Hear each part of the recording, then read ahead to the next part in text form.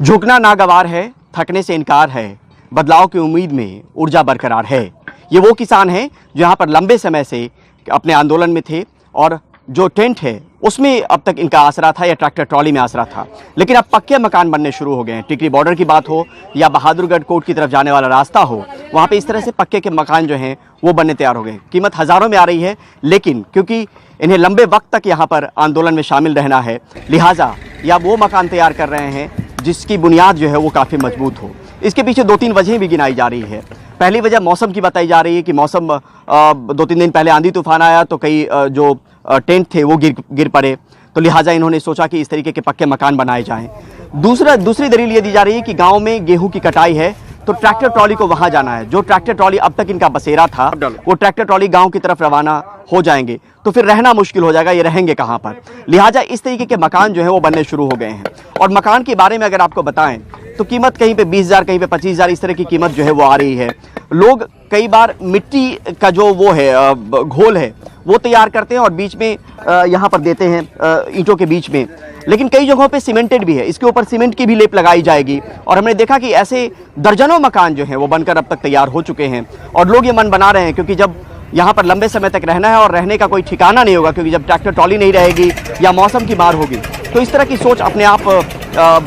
आ जाती है मन में कि कोई जरिया निकाला जाए जिसके दम पर जो है यहाँ पर आंदोलन को मजबूती दी जाए। आंदोलन में टिके रहना बहुत ज़रूरी है, क्योंकि यही सबसे बड़ी बात है जिसकी वजह से या तो आज भी इनको लेकर बातचीत का सिलसिला जो है वो लोगों के बीच में हो रहा है। सरकार भले बातचीत नहीं कर रही हो, लेकिन लोग जो है वो अब भी किसान आंदोलन को, चाहे वो तमाम बॉर्डर पे जो आंदोलन चल रहे हैं, उनकी चर्चा आज भी हो रही है। बड़ी वजह यह है कि आज तक ये यहाँ पर टिके हुए हैं और आगे अगर टिके रहना है तो इनको एक आसरा चाहिए, इनको एक छत चाहिए, और छत को लेकर पक्के के मकान जो है वो बनाए जा रहे हैं। जगह जगह हमने देखा कि कई जगहों पे सीमेंटेड वॉल जो है, जो ईंट की जुड़ाई हो रही है वो सीमेंट के जरिए हो रही है। यहाँ पर ये बता रहे हैं कि जो जुड़ाई की जा रही है वो मिट्टी से की जा रही है, ऊपर से सीमेंट का घोल उस पर लगाया जाएगा। तो इसके पीछे दलील भी ये दी जा रही है ताकि ये जो मकान है वो ठंडा रहेंगे, ठंडक रहेगी, क्योंकि गर्मी जो है वो आ चुकी है। और यहाँ पर यह भी समझना जरूरी है कि यहाँ पर कोई लेबर का खर्चा नहीं लग रहा है, मिस्त्री का कोई खर्चा नहीं लग रहा है, सिर्फ सामान का खर्च इनको देना पड़ रहा है, क्योंकि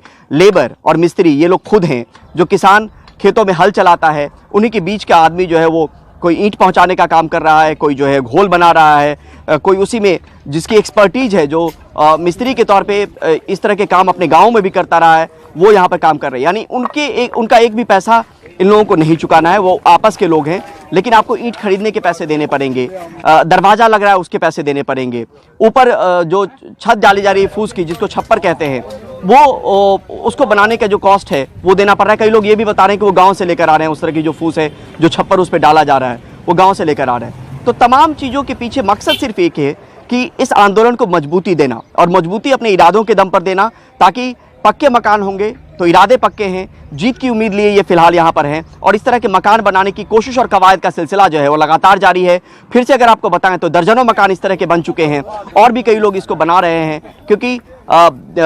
जो ट्रैक्टर ट्रॉली में ये रह रहे थे वो ट्रैक्टर ट्रॉली अब गांव की तरफ इनको भेजना पड़ेगा, क्योंकि परिवार भी चलाना ज़रूरी है और आगे की लड़ाई भी लड़नी ज़रूरी है। तो लिहाजा इस तरह के पक्के मकानों के बनाने का सिलसिला जो है वो टिकरी बॉर्डर पर हो या बहादुरगढ़ के आसपास के इलाकों में जो कोट जाने का रास्ता हो वहाँ पर हो, तो लगातार ये सिलसिला जो है वो चल रहा है।